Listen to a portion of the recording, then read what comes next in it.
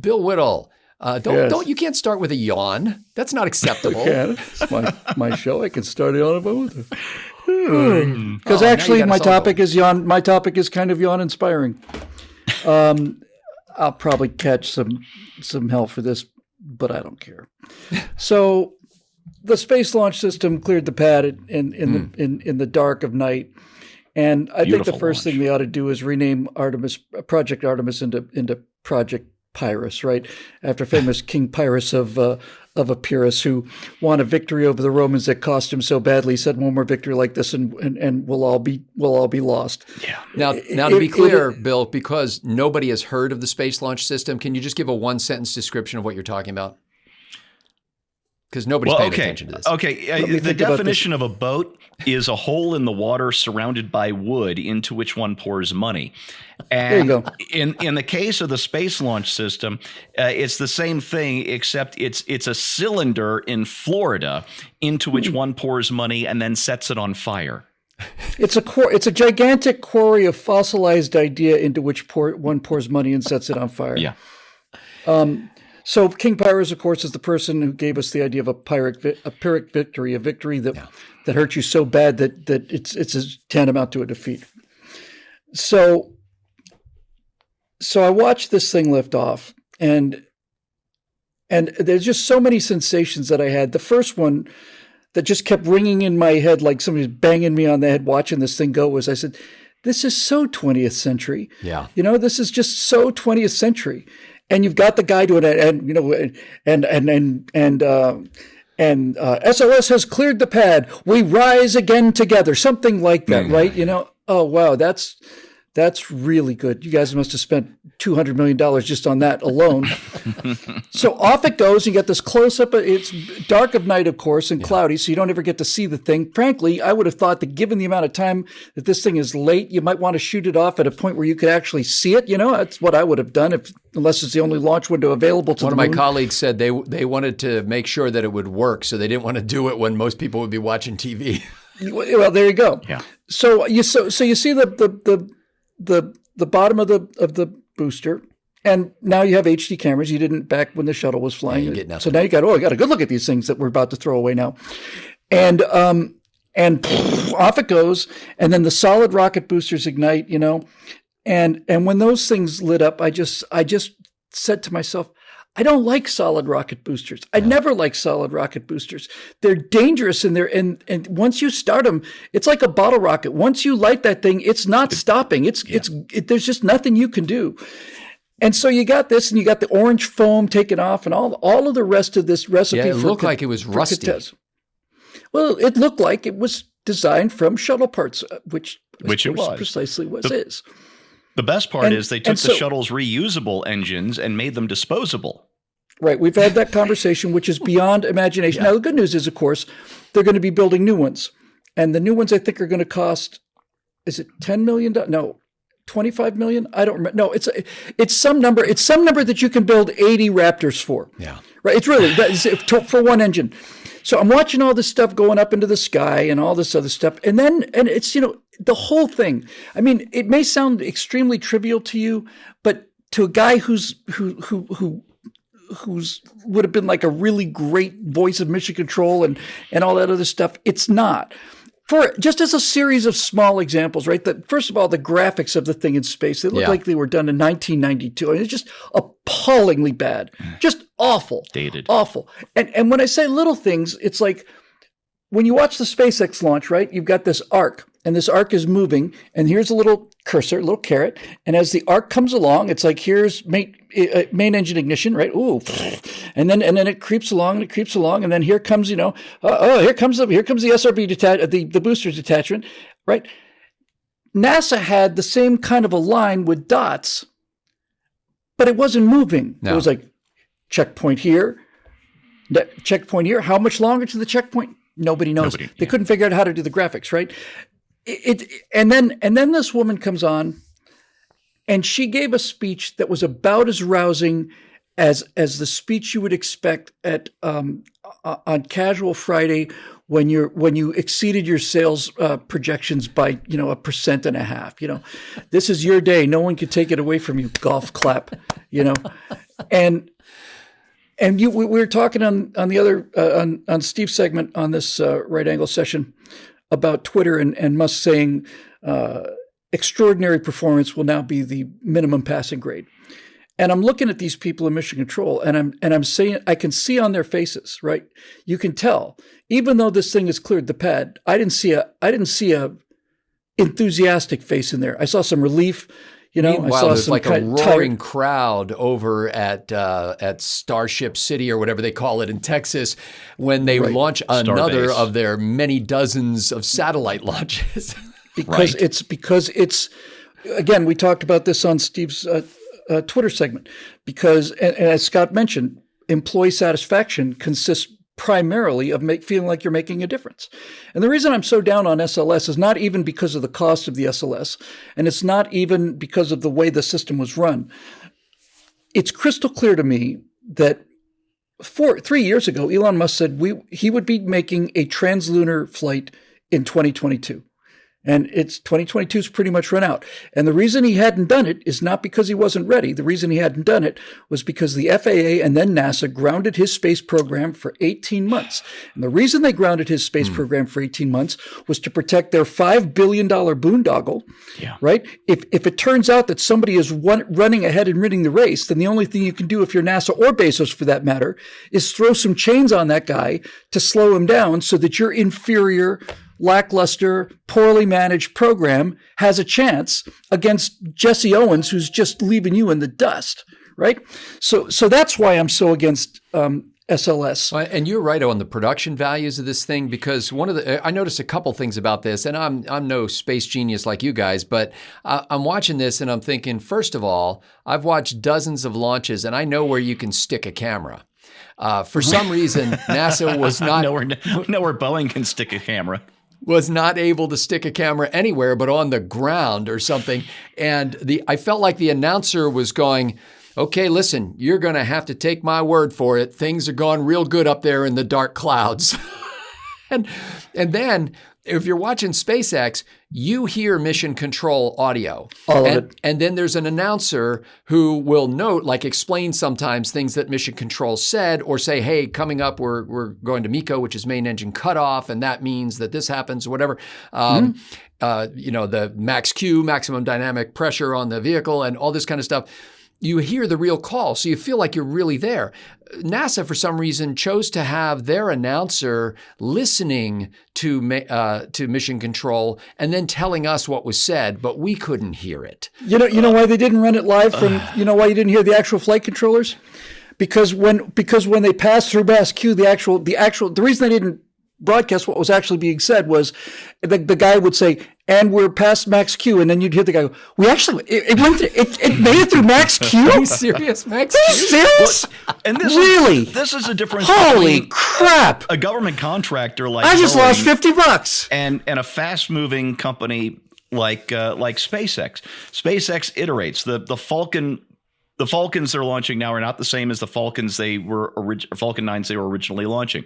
They keep making steady, small, incremental improvements, like the Toyota way. Every year they try to make their cars 2% like the entire better. space program. Yes, right? Boeing you have is Mercury a government contractor. Yeah, you got a suborbital Mercury, then you got Mercury, then you got Gemini, then you got an orbital Apollo, then you got a translunar Apollo, then you got a translunar Apollo with them. You step by step by step. Yes, exactly. So SLS got locked in years and years ago. So it didn't matter that they saw SpaceX launching with these high-def cameras pointing all over the place, giving people thrills a minute. They're just like, well, that's not in the budget. It's not in the specs. So. It's not in the budget. It's not in the budget. We spent $7 billion on this launch, but those GoPro cameras, they just put us over the top. And you're like, those things run to $200 for those things. You're the average viewer, and you're saying, okay, NASA, let me just explain something to you. I could see the radio screen display on the Tesla that was leaving Earth orbit, the convertible Tesla that was leaving. I could read that. Why is it that I can't even see the rocket on your on your launch. Right. Okay, so you launch through a cloud deck at nighttime. That's your business. But once the thing's out of the atmosphere, it doesn't even have to get into orbit. You go to external cameers. Remember all the shots of the fairings coming off? Yes. You've seen It's hundreds and hundreds in of times. space. Right. So my main problem is twofold. The theoretical, philosophical, moral problem is that this is an enormous financial investment in technology that was obsolete when it was first flown in 1981. Yeah. That's my biggest problem.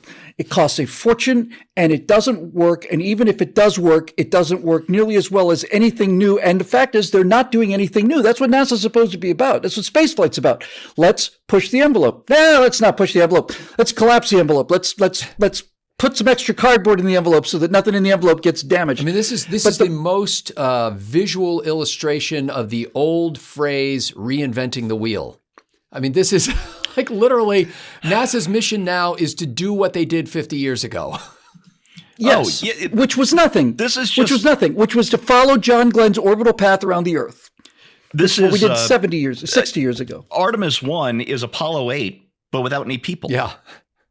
Yeah, it's Apollo 8 without many people. And now we get into the details of why this sucks, right? The main problem I have with Artemis is since this thing has succeeded, now they'll be incentivized to continue to slow down SpaceX with regulation and bureaucracy and all the rest of this stuff, right? So that their crummy program that's 50, 60 years behind the times can succeed. But Steve, it was sometime in the last week or so when you were saying that. So there's a term called man rating a space vehicle, right? You can launch a space vehicle that carries cargo with significantly less confidence than one that has to carry people. If you've got something that's carrying people, you have to, it's man rating the thing. That is a much higher level. It's a much higher bar to clear. Right. It's a much higher bar to clear.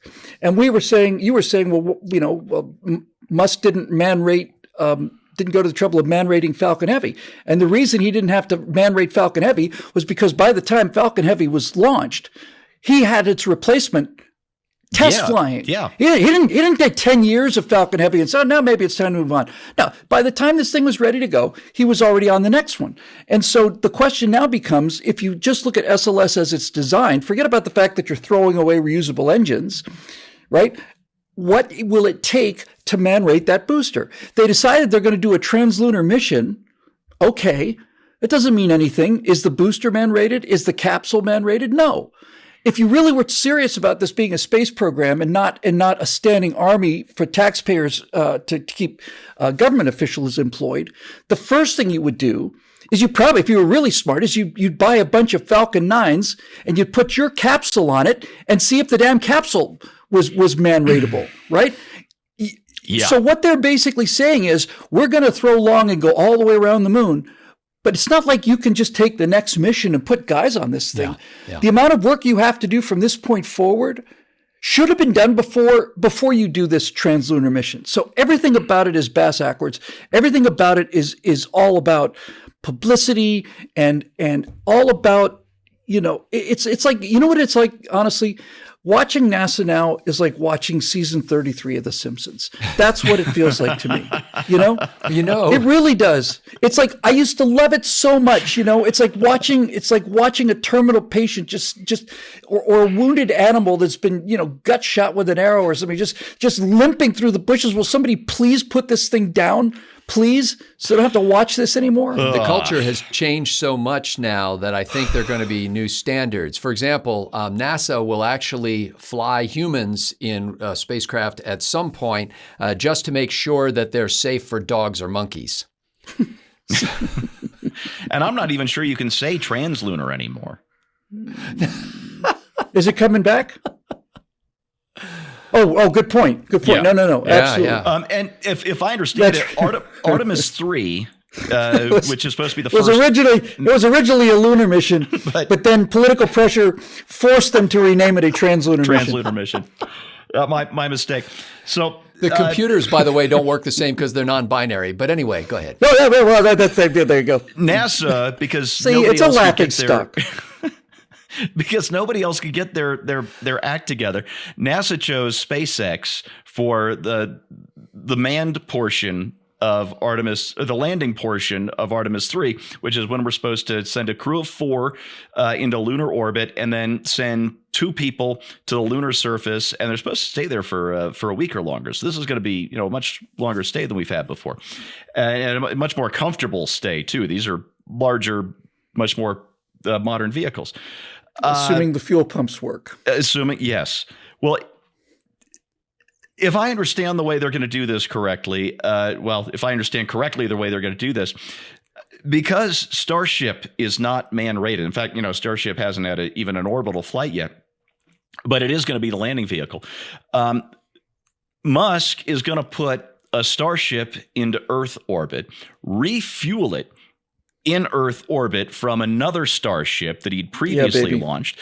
And then he's going to send Starship to orbit the moon. And then Artemis 3 is going to take off and meet up with Starship in lunar orbit. 2 of the crew will transfer from the Artemis capsule to, which is Orion, I think, will transfer from Orion to Starship. Starship will land on the moon. They'll spend their week down there. Starship will re-enter lunar orbit, meet up with the Orion capsule, which will then return to Earth. Here's the real deal, though. The fuel is that Chief Engineer off. Rube Goldberg's plan? No. You should need to take this seriously, Scott. Sorry. The latest development plan is that the Starship will land vertically on the moon.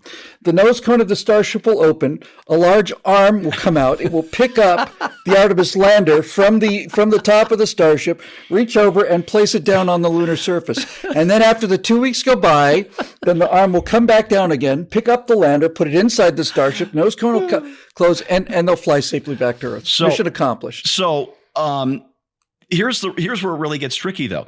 This whole idea of refueling in space is great because we're going to need to do this for longer missions. The problem is the fuel boils off in space, and you've got about 100 days before that fuel tank, your gas station, has run dry. And of course, the longer it's up there, the drier it gets. And how much you're going to have left to top off. It gets less and less every day for 100 days. So if Starship takes off and is waiting for Artemis, and we get more of these delays with the SLS, the amount of fuel that they have budgeted for that refueling gets less and less the longer the SLS is delayed. So, I thought you were joking. Are you serious that they're going to be refueling from Starships? Yeah. Why don't we just cut out the Artemis? Well, that's going to happen eventually. I said on Instapundit earlier this week, look, I'm glad that SLS has finally flown after all these delays and everything, but I hope it never flies again. Yeah. I think really that they're really going to do that. They're going to use Starships to refuel Artemis. Yeah. That's actually hilarious to me. I just find that hilarious. Why not just put an extra big fairing on the top of the Starship? Put the NASA logo on there. Strap it on the back of the booster. That'd be even better. Put the Artemis on one side. Put the Orion capsule. Strap it to one side of the Starship, and then put maybe on the other side. I don't know what the equivalent weight of ballast would be in concrete blocks or something. And then just get her up there that way. I think if Elon Musk were allowed just one day, like on the NASA board or as the head of NASA, and they started describing the plan that Steve just described, Musk would go, listen, I want Quonset huts on the moon in January. Yeah, well, and he'd get them. And so if there is some talk about SpaceX managing Artemis, and if that actually happens, then the answer is just simple. Whatever money is budgeted for Artemis, why would you build one Artemis shuttle reusable engine that was designed in the 1970s and costs $25 million or whatever, or 40, when you could buy 60 or 80 Raptors? Why would you spend the money on that? Right? It's insane. I think if they keep flying a lot of those Artemis missions, eventually we will be able to walk across the Atlantic Ocean on discarded boosters. So look, the serious part of this is NASA did this to itself, right? I had the NASA vector tattooed on my heart. and I just watched it get worse and worse and worse. The space shuttle program was itself a complete, absolute catastrophe. We built a space station which we couldn't use for planetary exploration because we had to put it into a highly inclined enough orbit so the Russians could get to it. So we had to destroy the space station in order to save it, basically. And then I stayed with NASA through Challenger because even though Challenger was the result of human error and complacency, I said to myself, human error and complacency is part of the human condition. Yep. This is something you have to learn. Now that you've learned it, go fly in space. But when Columbia happened, I said, that's all. Yeah. Not the day, or I wrote an essay on that was one of my favorite essays about Columbia. I wrote that the day that Columbia burned up. But after 2 or 3 months goes by and you find out, no, they knew the foam was a problem. Yeah. And when they saw that foam strike on the Columbia mission, a number of engineers, Morton Thiokol in 1986, the engineers responsible for the SRBs were saying, you cannot launch this rocket today in these temperatures. It will not take it. Well, we're overdue for the teacher in space, so it didn't blow up last time, so okay, fine.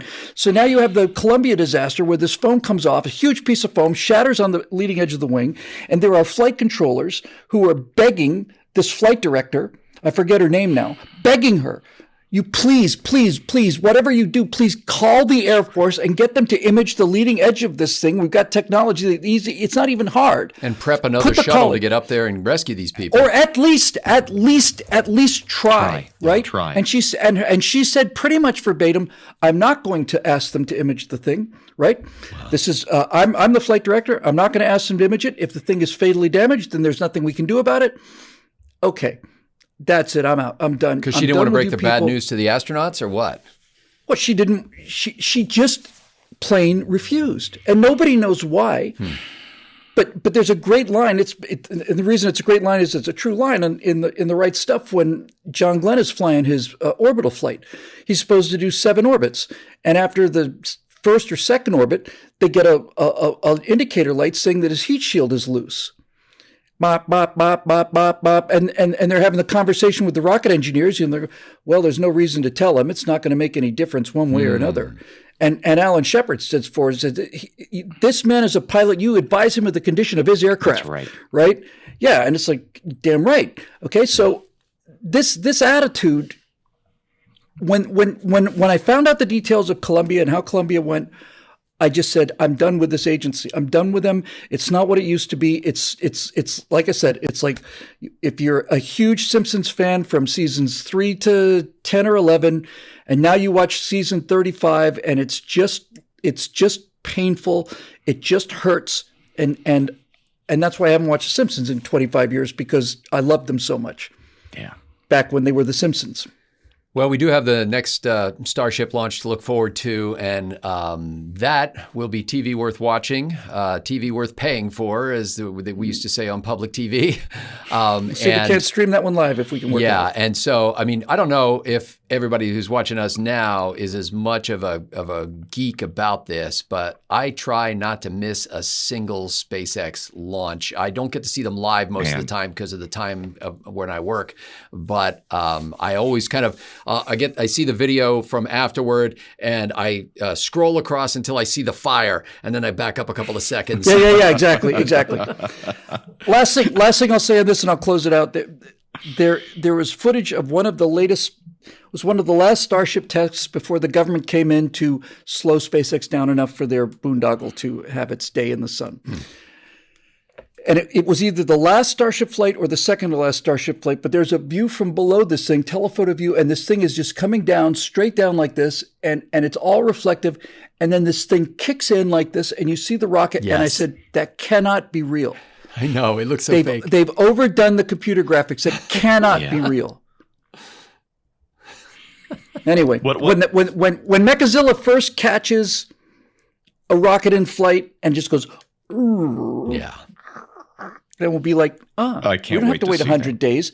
We have to wait 100 days for the fuel to evaporate, because the next Starship up there will be there in 100 minutes. When you're like, that's impossible. How could they possibly do that? Hey, they've been landing rockets on a bobbing barge.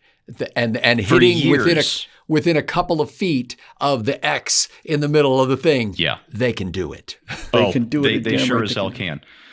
Ugh. My only question is every time I see artwork of the Starship on the moon, I get very nervous. Very nervous. It's like, I do not like the CG placement on this arrangement. I do not like where the center of gravity is. This, you know, and you know what you know what my mind does? My mind says, I swear to God, my mind says, man, if the slightest breeze comes along, that thing's just going to go over. Good thing the slightest breeze isn't going to come along. Yeah, I guess he's probably factored that in. Oh my. It's hard for us to imagine. And I read this book, I can't remember the name of it, but it was about the lunar rover program. And it's just so hard to picture until you see the video of it, of like here on Earth, even on a relatively still day, if I let some dust fall out of my hand, it would move. It would go horizontally. On the moon, when the dust flies up, it just drops down. It flows like water. And that's how you know you're on the moon, because dust behaves like that only in a vacuum. It's awesome. Well, good luck, NASA. Go Artemis.